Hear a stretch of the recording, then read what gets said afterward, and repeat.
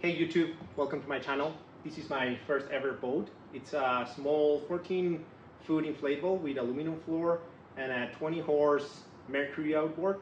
And I've been using this thing over the last 6 months or so, mostly on lakes. But I live in the San Francisco Bay Area, and I've been wondering if this thing can handle the bay.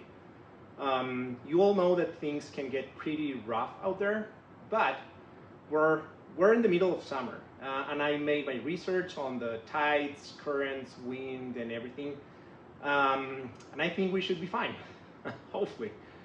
So the plan is to launch the boat at Pier 52 very early in the morning, right after the low tide hour at slack time, and go towards the Golden Gate Bridge. So let's see how it goes.